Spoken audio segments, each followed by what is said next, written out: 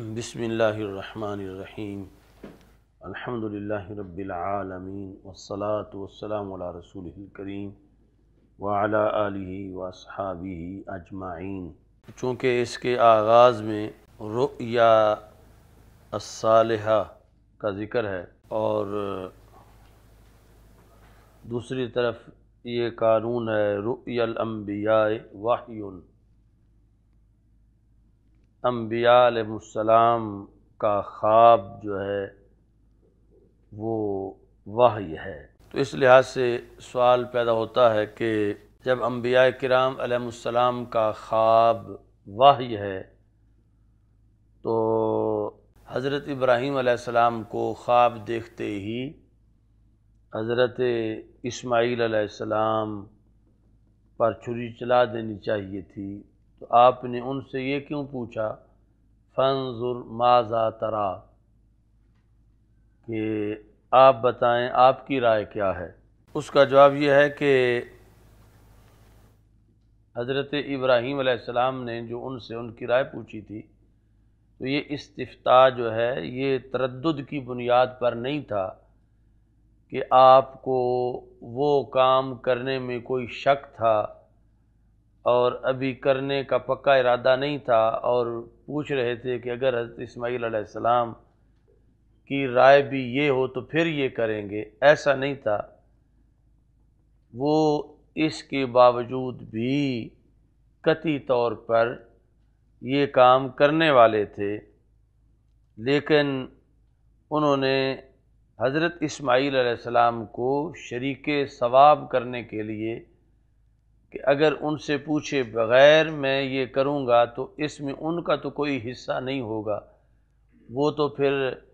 مجبوراً ان پہ وہ لیٹے ہوئے ہوں گے، اور اگر وہ اپنی مرضی سے اسے چاہیں گے تو پھر انہیں بھی اللہ اجر دے گا۔ اس بنیاد پر رسول اکرم صلی اللہ علیہ وسلم حضرت ابراہیم علیہ السلام نے حضرت اسماعیل علیہ السلام سے یہ مشورہ کیا کہ ان کو شریک ثواب کرنے کے لیے۔ اچھا جی، اور یہ جواب آگے بھی ہمیں کام دے گا اسی حدیث میں کہ جب حضرت خدیجہ رضی اللہ تعالی عنہا سے جا کر رسول اکرم صلی اللہ علیہ وسلم نے وحی کے معاملہ کے اندر ان سے بات شیئر کی تو وہاں پر بھی اعتراض ہوگا کہ کیا جبریل کے آ جانے کے بعد بھی کوئی شک تھا رسول اکرم صلی اللہ علیہ وسلم کو معاذ اللہ اپنی نبوت میں، جبکہ آپ کو تو پہلے بھی شک نہیں تھا، یعنی بوقت ولادت بھی نبی تھے۔ تو اب یہ جو گفتگو حضرت خدیجہ رضی اللہ تعالی عنہا سے جا کر کی، اس سے یعنی بظاہر یہ معلوم ہو رہا تھا کہ پتہ نہیں کہ یہ کیا واقعہ پیش آیا ہے، اور پھر حضرت ورقہ رضی اللہ تعالی عنہ کے پاس گئے اور پھر جا کر انہوں نے یہ بتایا کہ یہ تو وہی فرشتہ ہے جو حضرت موسیٰ علیہ السلام پہ اترا تھا۔ تو وہاں بھی یہی جواب ہے کہ یہ سب کچھ انہیں حضرت خدیجہ رضی اللہ تعالی عنہا کو اور حضرت ورقہ کو شریک ثواب کرنے کے لیے تھا، ورنہ رسول اکرم صلی اللہ علیہ وسلم جانتے تھے کہ یہ نبوت ہے اور جانتے تھے کہ اس کی ذمہ داریاں کیا ہیں، مگر ان کو اس میں شامل کیا کہ وہ اپنی طرف سے اچھا مشورہ دینے پر سب سے بنیادی مرحلے میں ان کا نام آئے، اور انہیں قیامت تک جو کاروان اسلام چلے گا اس کے پہلے قدم جو ہیں وہ حضرت خدیجہ رضی اللہ تعالی عنہا کے ہوں اور انہیں اس میں شریک کیا جائے۔ اس بنیاد پر رسول اکرم صلی اللہ علیہ وسلم کا ان سے جا کر ان لفظوں میں اظہار تھا، اور ایسے ہی حضرت ورقہ کے پاس جانے کا معاملہ ہے۔ اچھا جی، اب یہ ہے کہ حضرت ابراہیم علیہ السلام نے جب حضرت اسماعیل علیہ السلام سے پوچھا فانظر ماذا تری، تو بظاہر یہ ہے کہ انہیں یہ جواب دینا چاہیے تھا، یا ابا تفعل ما ترا، ما تؤمر کی جگہ ما ترا، کہ اے میرے ابا جی آپ کر ڈالیں جو آپ نے دیکھا ہے۔ تو حضرت اسماعیل علیہ السلام نے یہ نہیں کہا جو آپ نے دیکھا ہے، بلکہ فرمایا ما تؤمر، جس کا تمہیں امر کیا گیا ہے۔ تو اس کا جواب یہ ہے کہ یعنی یہ ما ترا سے کم درجے کا جواب نہیں ہے، بلکہ اس سے بھی زیادہ اہم جواب ہے، کہ جس میں حضرت اسماعیل علیہ السلام اپنی طرف سے اس عقیدے کو بیان کر رہے تھے کہ جو آپ کو خواب آیا ہے وہ محض خیال نہیں بلکہ وہ حکم خداوندی ہے۔ تو فانظر ماذا ترا کے جواب میں یا ابا تفعل ما تؤمر، یعنی اس سے بھی ان کا آگے سے اس کام کے لیے ذہنی طور پر تیار ہونا، اور حضرت ابراہیم کو یہ اپنی طرف سے بھی تائید دینا کہ میں اس میں کوئی آگے پیچھے نہیں ہوں گا، کہ میں کہوں کہ یہ تو ایک خواب ہے، خیال ہے، تو آپ ایک خواب پر اپنے بیٹے کو ذبح نہ کریں، بلکہ خود ہی کہا کہ یہ آپ کا خواب جو ہے یہ اللہ کا حکم ہے، تو آپ وہ کریں جو اللہ کی طرف سے تمہیں حکم دیا جا رہا ہے۔ یعنی اس میں ان کی آمادگی کے اندر جو پیش قدمی تھی اس کا تذکرہ ہے، یعنی یا ابا تفعل ما ترا سے زیادہ بلیغ اور زیادہ اہم جواب ہے۔ تو فکان لا یرا رؤیا الا جات مثل فلک صبح، تو رسول اکرم صلی اللہ علیہ وسلم کو ایسے خواب آتے تھے کہ جن کی صداقت اتنی واضح ہوتی تھی جیسے طلوع صبح صادق میں کوئی شبہ نہیں ہوتا، ایسے یعنی پکے اور واضح نتائج والے خواب رسول اکرم صلی اللہ علیہ وسلم کو آ رہے تھے۔ اور یہ سلسلہ یعنی اعلان نبوت سے 6 مہینے پہلے جاری تھا ایسے خوابوں کا، یعنی ربیع الاول شریف میں رویائے صالحہ کا آغاز ہوا اور پھر رمضان شریف میں جا کر وحی کا نزول ہوا۔ اس وجہ سے دوسری حدیث ہے کہ رویائے صالحہ جو ہیں وہ نبوت کا 46واں حصہ ہیں، سچے خواب۔ لیکن اس کا یہ مطلب نہیں ہے کہ کسی کو سچے خواب آئیں تو کہا جائے معاذ اللہ کہ یہ 46ویں حصے کا نبی ہے، تو یہ نہیں کہہ سکتے، لیکن جو خواب ہیں وہ نبوت کا 46واں حصہ ہیں، سچے خواب۔ اور یہ حکمت ہے کہ 6 ماہ کے یہ خواب ہیں، اور اس کے بعد اعلان نبوت ہے، اور اس کے بعد 23 برس وحی کا نزول ہے۔ تو 23 برس جو ہیں ان کا 46واں حصہ وہ 6 مہینے بنتے ہیں۔ تو اس طرح یعنی وہ جو دوسری حدیث ہے بخاری شریف کے اندر ہی جا کر کہ سچے خواب نبوت کا 46واں حصہ ہے، وہ نفس الامر میں بھی رسول اکرم صلی اللہ علیہ وسلم کی سیرت کے ساتھ یہ بات مطابقت رکھتی ہے۔ تو رسول اکرم صلی اللہ علیہ وسلم نے پھر خلوت پسند کی اور اس کے لیے غار حرا کو چنا۔ اچھا جی، اس میں پھر سوال ہے کہ غاریں اور بھی بہت تھیں، غار حرا کا انتخاب کیوں کیا گیا؟ بعض نے اس کی یہ وجہ لکھی کہ رسول اکرم صلی اللہ علیہ وسلم اپنے دادا جان کے ہمراہ اس غار میں بچپن میں جایا کرتے تھے، کہ اصل میں حضرت عبد المطلب رضی اللہ تعالی عنہ ان کی پسندیدہ جگہ یہ تھی عبادت کی اور خلوت نشینی کی، اور ان کے ساتھ بچپن میں رسول اکرم صلی اللہ علیہ وسلم بھی تشریف لے جایا کرتے تھے، تو اس وجہ سے آپ کو اس جگہ سے ایک انس تھا۔ لیکن اس سے اگلا جواب زیادہ اہم ہے، وہ یہ ہے کہ محل وقوع کے لحاظ سے اور اپنی ساخت کے لحاظ سے غار حراء باقی غاروں سے منفرد ہے، اس واسطے کہ اس کے اندر جو خصوصیات ہیں وہ باقی کے اندر نہیں تھی۔ یعنی ایک تو یہ مقصود تھا کہ خلوت کا ماحول ہو اور لوگوں کی آمد و رفت نہ ہو،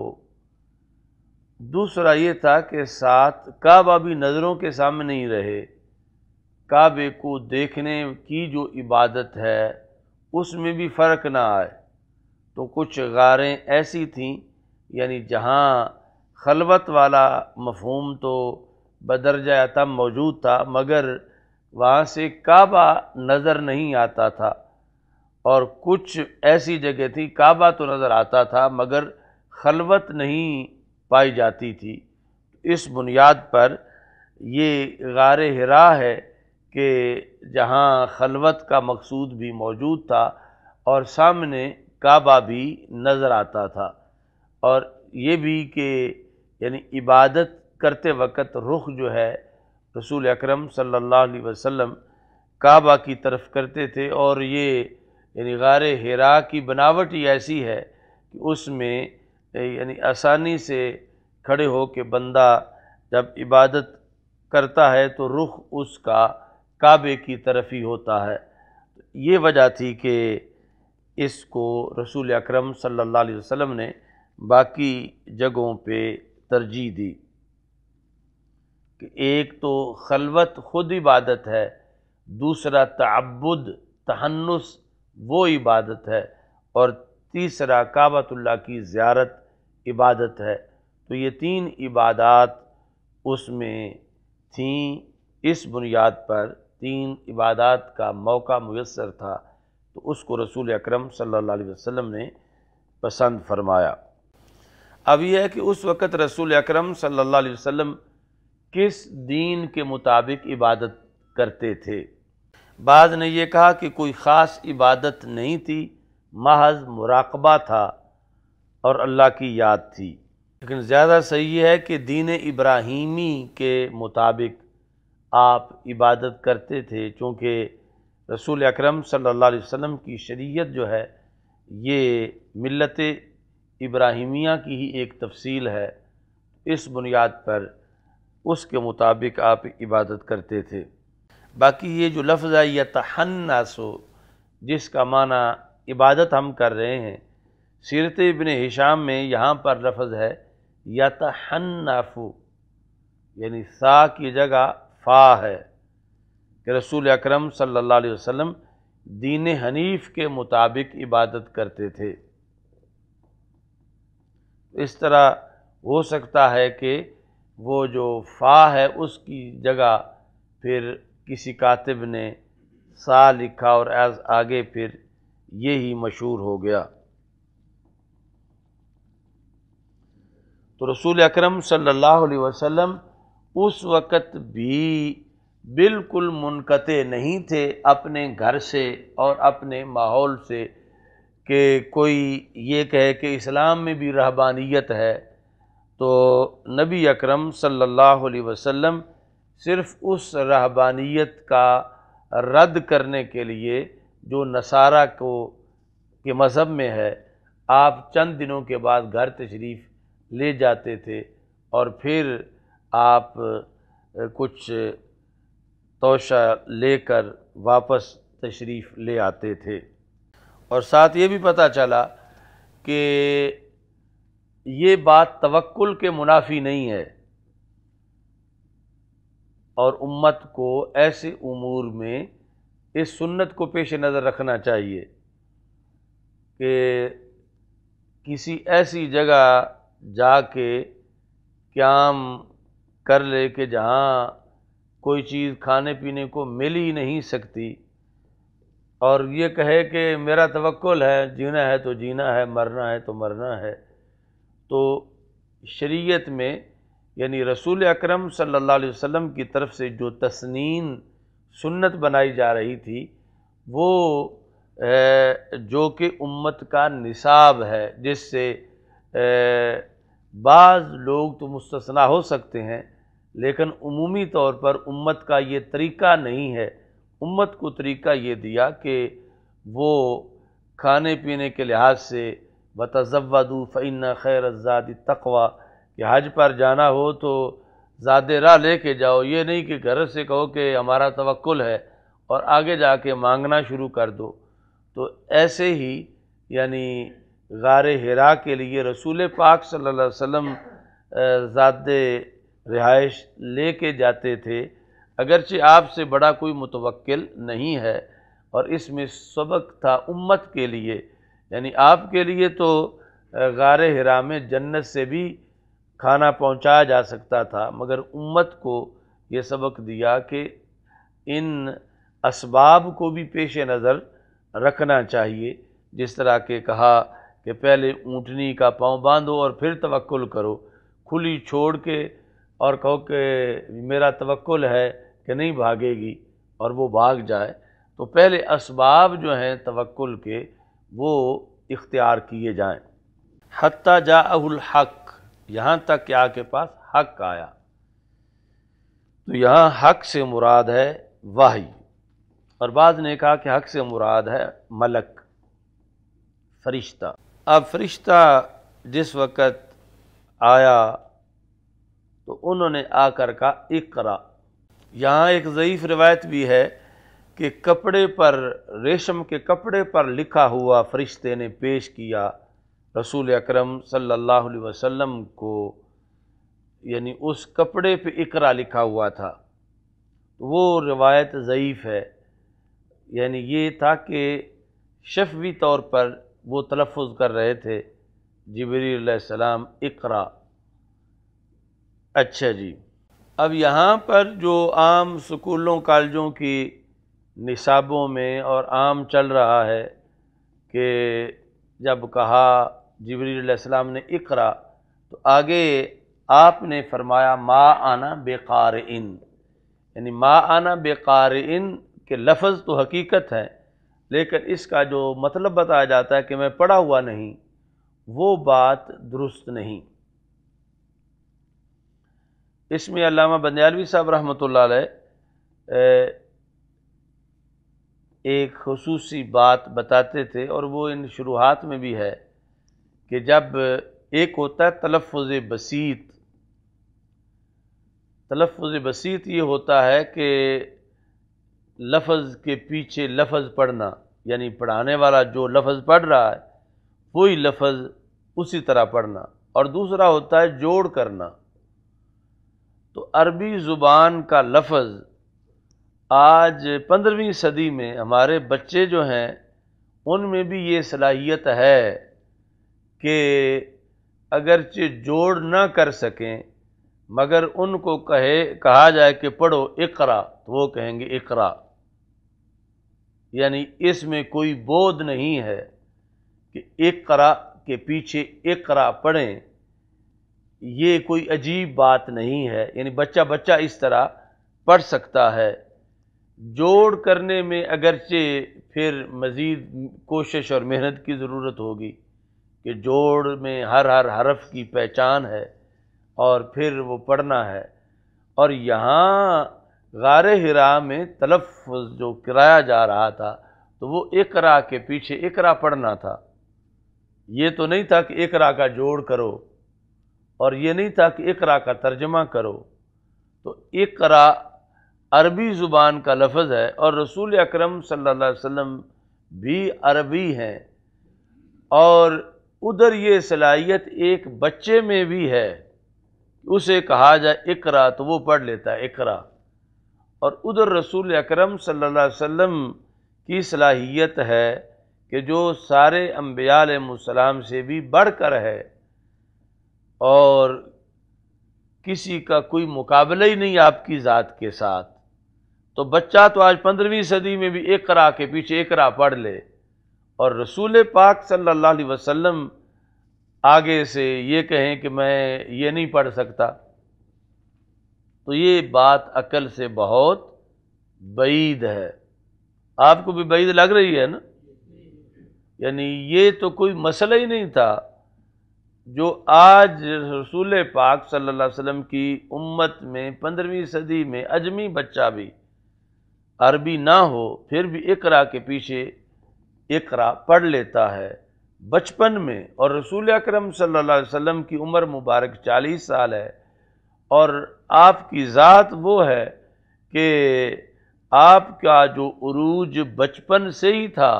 دوسروں کو وہ بڑھاپے میں بھی نہیں مل سکتا، اور اس کے باوجود آگے یہ تبلیغ کی جا رہی ہے کہ وہ تو معاذ اللہ اقرا نہ پڑھ سکے۔ تو یہ کس قدر یعنی بھونڈی بات ہے ان لوگوں کی کہ جو یہ سکولوں کالجوں میں اور آگے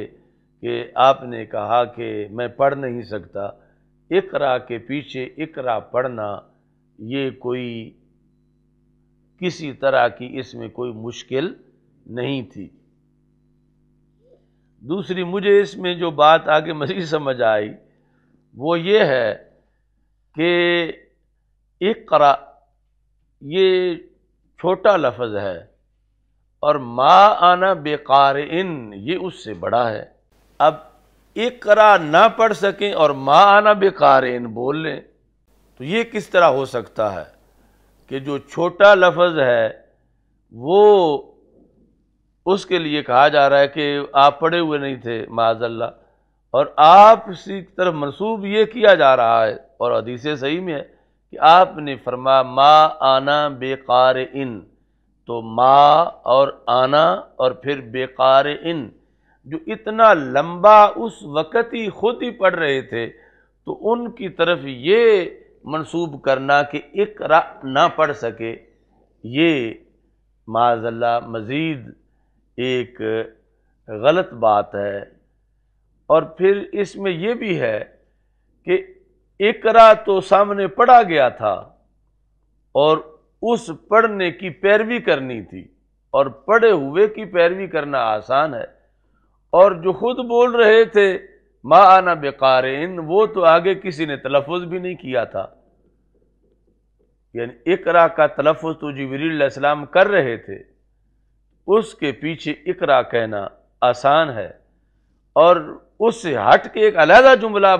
بنانا اور بولنا یہ بظاہر مشکل ہے، اگرچہ رسول پاک صلی اللہ علیہ وسلم کے لیے کوئی مشکل نہیں ہے، لیکن یہ جو لوگوں کا جن کا یہ کہنا ہے کہ آپ نے فرمایا ما انا بقارئن، تو یہ کیسے عقل مان سکتی ہے کہ اقرا چھوٹا وہ تو نہ پڑھ سکیں اور ما انا بقارئن اپنے طور پر لمبا پڑھ لیں؟ اس بنیاد پر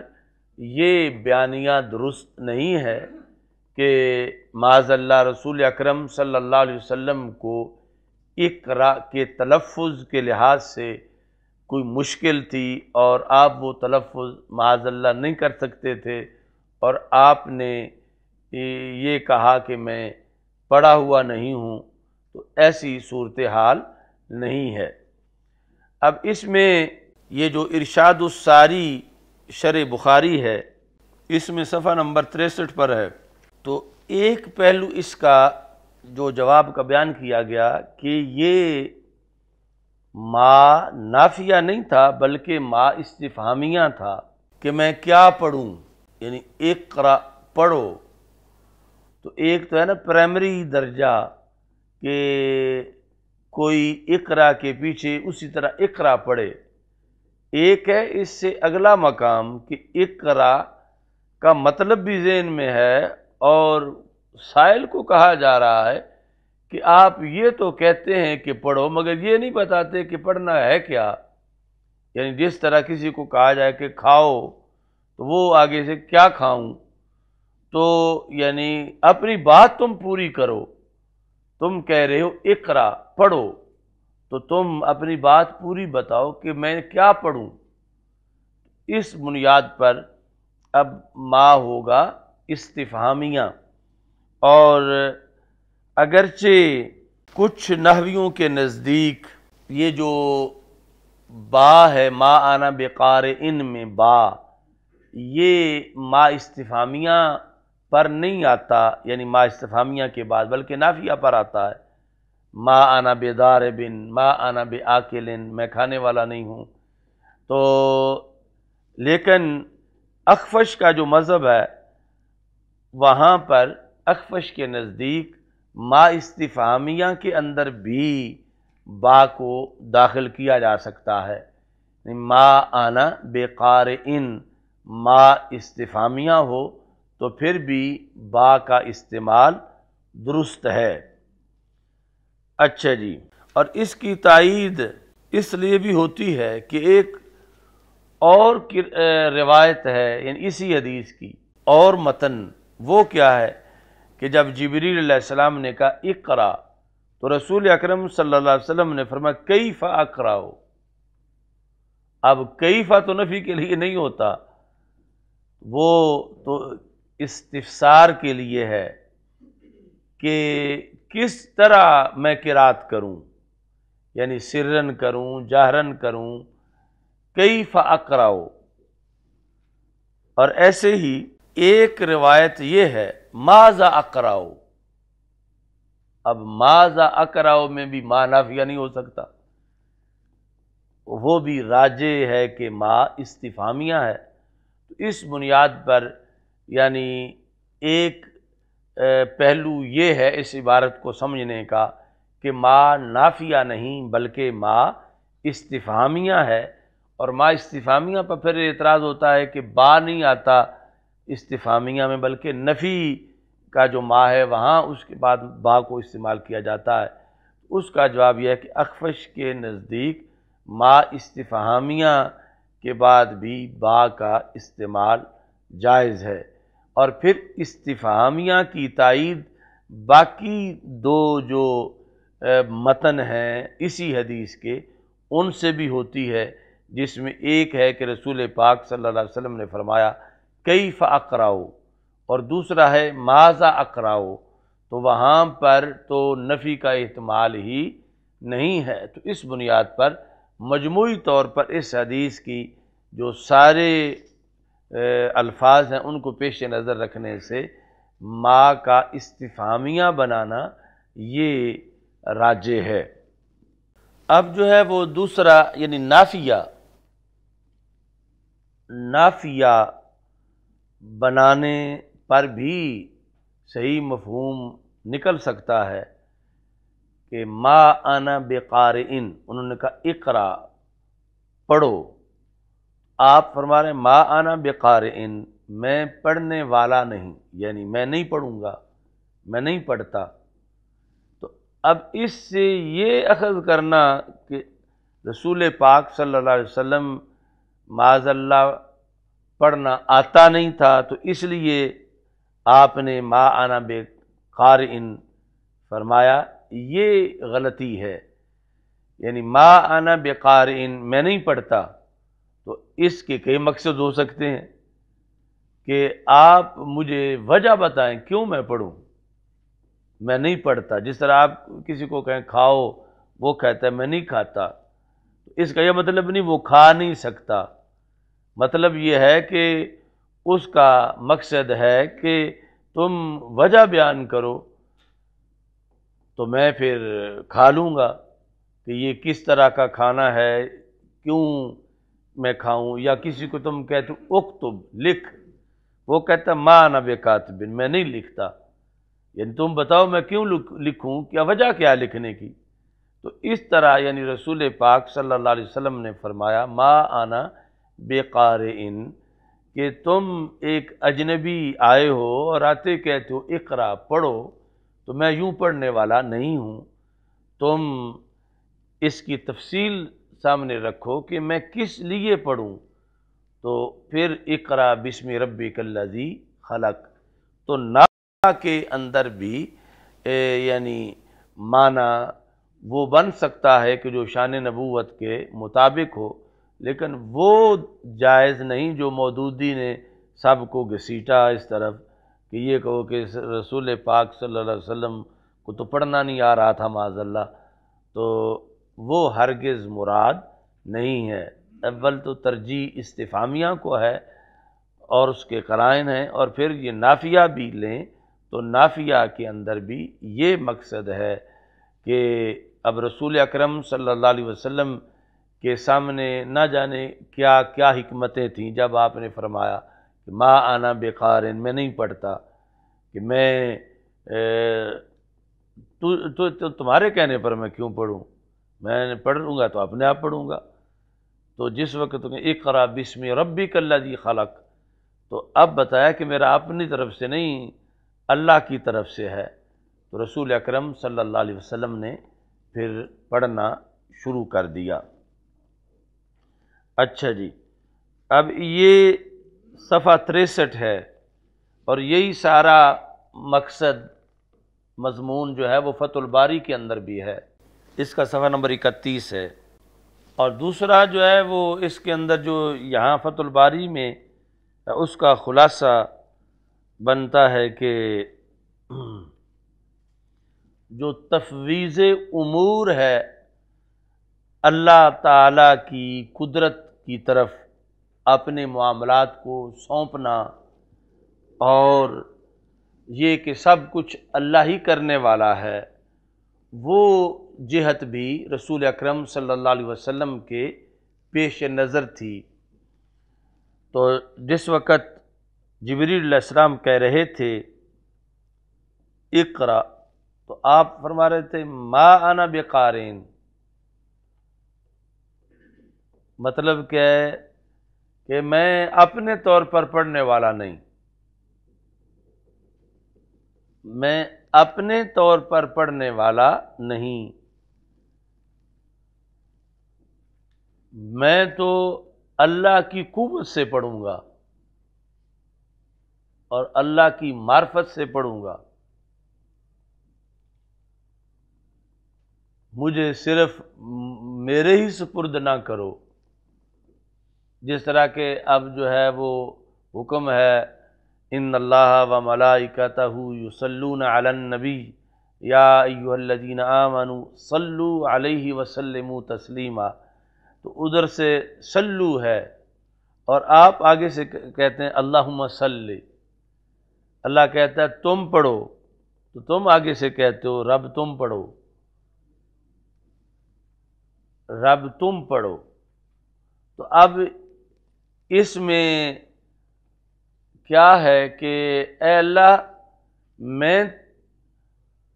یہ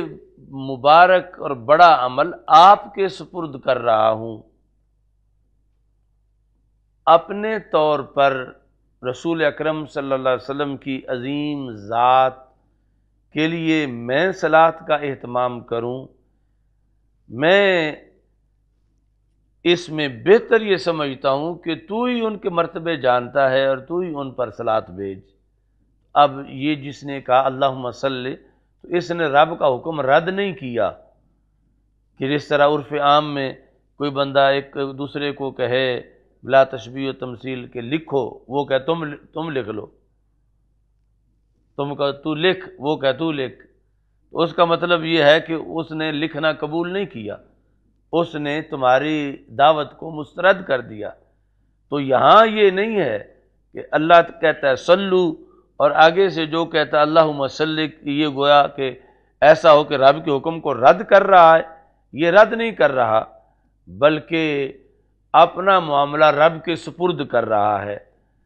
تو اس بنیاد پر رسول اکرم صلی اللہ علیہ وسلم سے جب کہا جبریل علیہ السلام نے اقرا، تو نبی اکرم صلی اللہ علیہ وسلم کا جو عقیدہ توحید ہے اور اللہ کی قدرت کے اوپر بھروسہ ہے اور اہتمام ہے، تو آپ جواب میں یہ کہہ رہے تھے ما انا بقارئ، میں تنہا اپنے لحاظ سے نہیں پڑھوں گا، رب کے بھروسے پر رب کا نام لو تو رب کی وجہ سے میں پڑھوں گا۔ اس واسطے جب اقرا بسم ربک الذی خلق وہ آیا تو رسول اکرم صلی اللہ علیہ وسلم نے پڑھنا شروع کر دیا۔ تو جو نفی کی وہ اس بات کی نفی تھی کہ مزید احسن طریقے سے